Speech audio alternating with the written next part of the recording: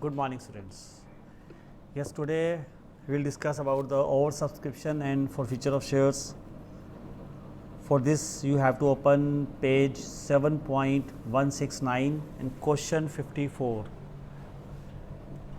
Page 7.169, question 54.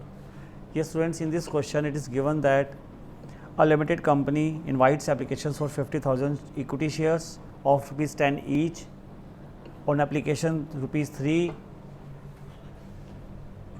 on application and rupees 4 on allotment, rupees 2 on first call and balance rupees 1 on final call.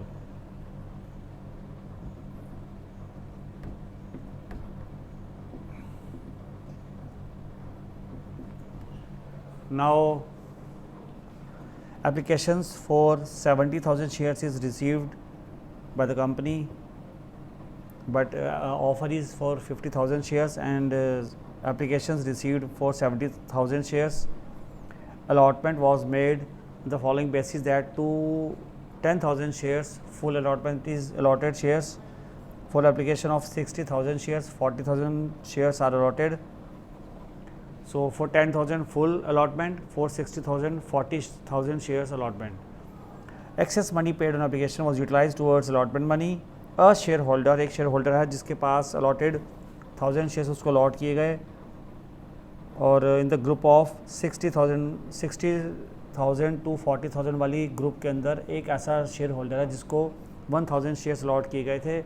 उसने application के बाद allotment money and the remaining calls उसने पे नहीं की, तो company ने उसके शेयर्स, उसके 1000 शेयर्स को फॉरफीट कर दिया. It is given in question and also yes see this these shares were forfeited. In shares को फॉरफीट किया 1000 शेयर्स को, and at last it is given that 600 forfeited shares were reissued as fully paid on at rupees 8 per share.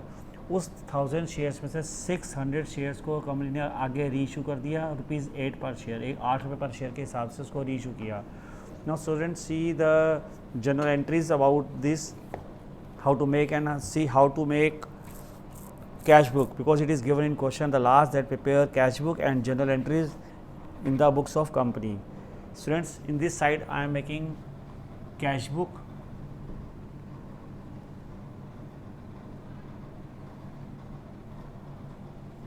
This is cash book. Bank column है ये cash book का, and also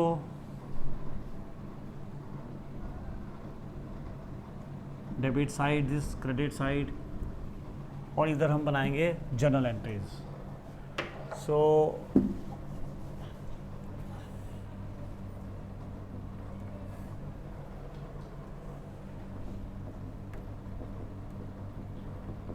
yes, now see journal.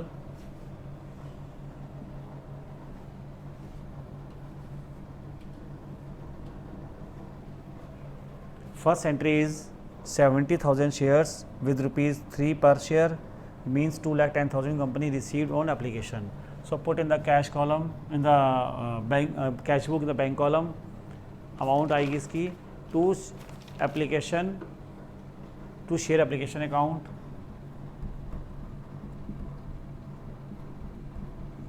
rupees 2,10,000. Now next entry वो journal में आएगी, share application account debit, share application account debit to share capital account.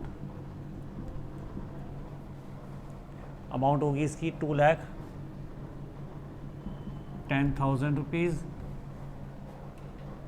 और जो excess amount company को receive हुई है वो उसने अलॉटमेंट में एडजस्ट की to allotment, to share allotment account.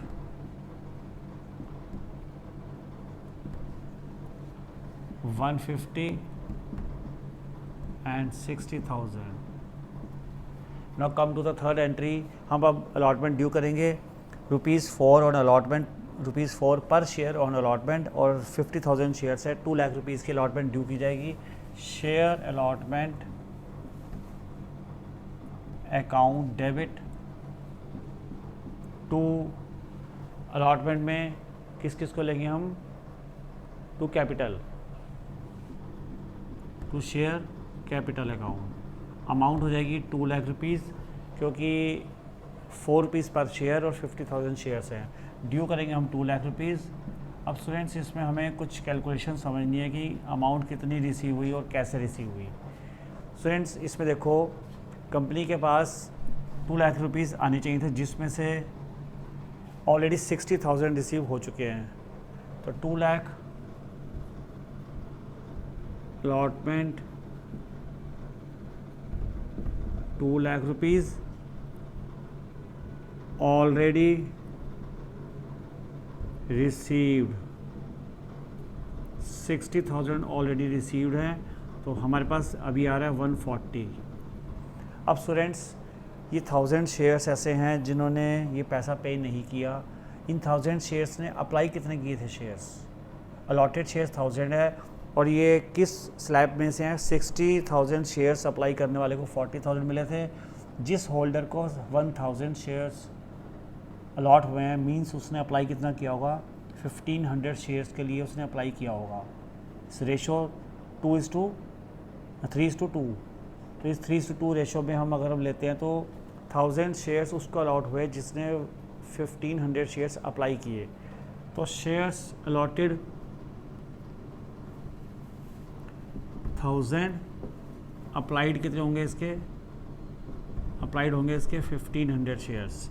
अब 1500 शेयर्स जिस होल्डर ने अप्लाई किए, उसने अमाउंट एप्लीकेशन पर 3 रुपीज़ पर शेयर के हिसाब से 4500 रुपीज़ उसने उस समय दिए होंगे। 1500 शेयर्स 3 रुपीज़ पर शेयर एप्लीकेशन पर दिए उसने, तो उसने 4500 रुपीज़ दिए। 1000 शेयर उसके कंपनी ने उसको दे दिए, अलॉट कर दिए। 1000 शेयर्स इंटू ₹3 एप्लीकेशन, उसके 3000 शेयर्स की तो एप्लीकेशन में अमाउंट एडजस्ट हो गई। अब 1500 रुपीज़ उसकी अमाउंट एक्सेस है, जो कि एप्लीकेशन पे एक्स्ट्रा अमाउंट उसकी आई हुई है। जो एक्सेस अमाउंट वो है 1500 रुपीज़, जो उसकी कंपनी के पास आई हुई है, जो आगे अब हम अलॉटमेंट में एडजस्ट करेंगे। Now come to allotment. Allotment पर ये 1500 रुपीज़ कौन से हैं, excess amount received on application, ये उस 1000 शेयर्स की बात चल रही है। Now come to allotment. 1000 shares allotment amount कितनी होनी चाहिए उस 1000 शेयर्स की, allotment amount equals to 1000 shares into ₹4। 4000 उसकी अलॉटमेंट की अमाउंट जो ड्यू है, जिसमें से 1500 रुपीज़ ऑलरेडी एप्लीकेशन पे एक्सेस अमाउंट आ चुकी है। अभी उसको 2500 रुपीज़ और पे करने, जो उसने अलॉटमेंट की अमाउंट पे नहीं की, तो 2500 रुपीज़ कम रिसीव हुए। उस 1000 शेयर्स के 2500 रुपीज़ नहीं मिले। सो अमाउंट रिसीव कितनी हुई, इस 1,40,000 में से 2500 रुपीज़, ये amount of 1000 shares not received वो है 2500 रुपीज़। सो रिसीव कितने हुए कंपनी को, 1,37,500 रुपीज़ कंपनी को अलॉटमेंट की अमाउंट टोटल रिसीव हुई। अब इसकी एंट्री डालेंगे, इसमें to share allotment 1,37,500 rupees receive हो गए। Now come to the first call. Company ने फिर से फर्स्ट कॉल ड्यू की, share first call account debit to share capital account. Call है 2 रुपीज़ की, first call 50,000 shares 1 lakh rupees due किए company ने। अभी उनको अमाउंट कितना रिसीव हुआ, अगेन ये 1000 शेयर्स ऐसे जिन्होंने पैसा, कॉल्स का कोई पैसा नहीं दिया। 1000 shares into 2 rupees call, 2000 rupees फिर से फर्स्ट कॉल पे कम रिसीव हुए। सो कितना रिसीव हुआ, 2 share first call account 98,000 rupees यहाँ रिसीव हुआ। अगेन अब कंपनी ने फाइनल कॉल ड्यू की, share final call account debit to share capital account. Final call जो है बैलेंस अमाउंट 1 रुपी है, फाइनल कॉल 1 रुपी की थी, 50,000 शेयर्स और फाइनल कॉल ड्यू कर दी 50,000 रुपीज़ की। अब इसमें से फिर से वो 1000 शेयर्स 1 रुपी पर शेयर के हिसाब से अमाउंट नहीं आई उस शेयर्स की, तो 1000 रुपीज़ नहीं आए। सो कितना रिसीव हुआ कंपनी को? To share final call account 49,000 rupees company को 50,000 में से रिसीव हुए। Now students come to the question. It is given that after these calls वो 1000 शेयर्स के पैसे नहीं रिसीव हुए, कंपनी ने फॉरफीट किया उसके शेयर्स को। Now come to the forfeiture की एंट्री कैसे बनेगी?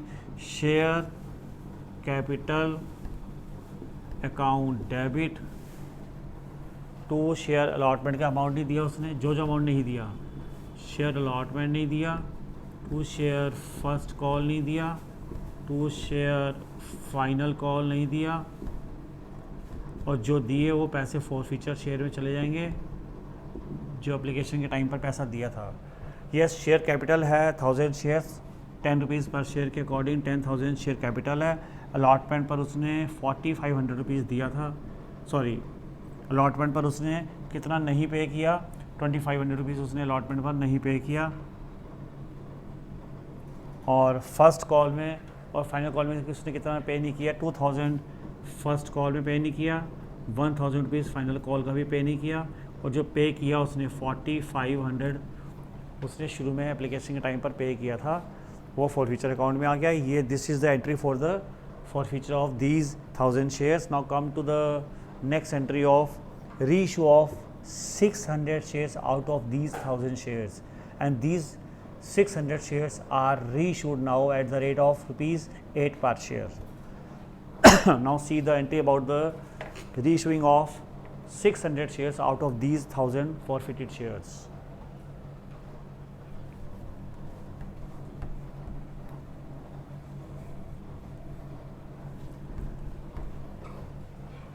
Yes, bank account debit, company के पास, first of all I am writing here the entry bank account debit to share bank account debit also for feature account debit, जितना कम receive हुआ company को अभी पैसा,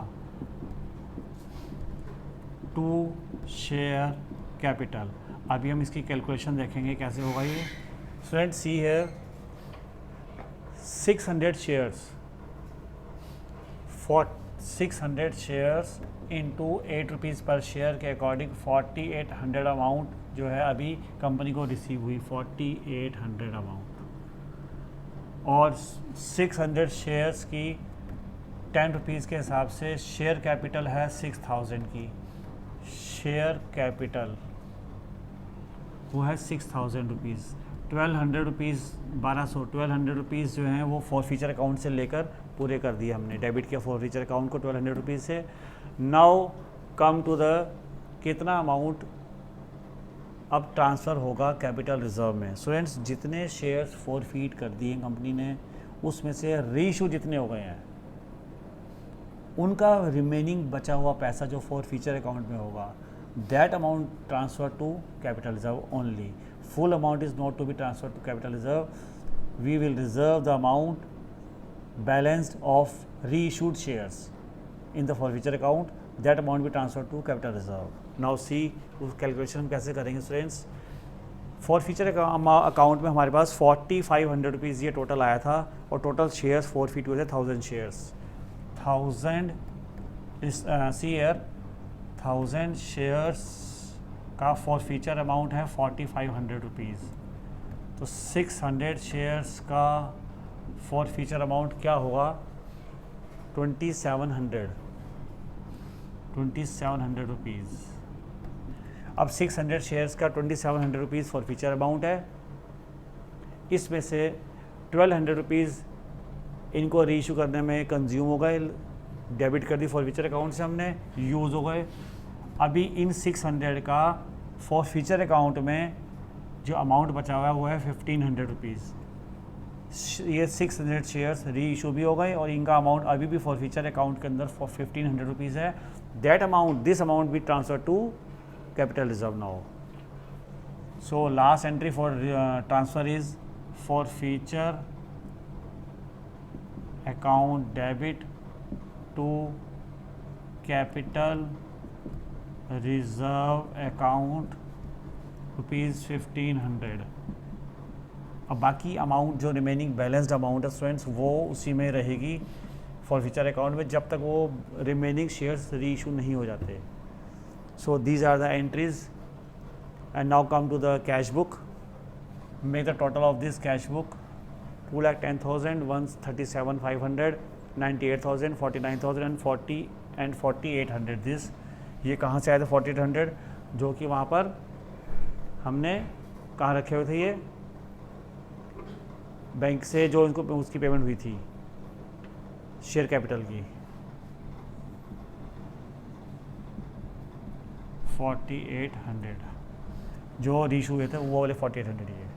now total of this भी 4,99,300 इस cash book का total, और this भी ट्रांसफ़र टू दिस भी make the total and by balance carry down हमारे पास इस कैश बुक के अंदर बैंक कॉलम में 4,99,300 का बैलेंस शो होगा।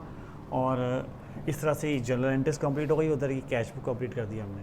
Now that's all for today. Have a nice day, thanks.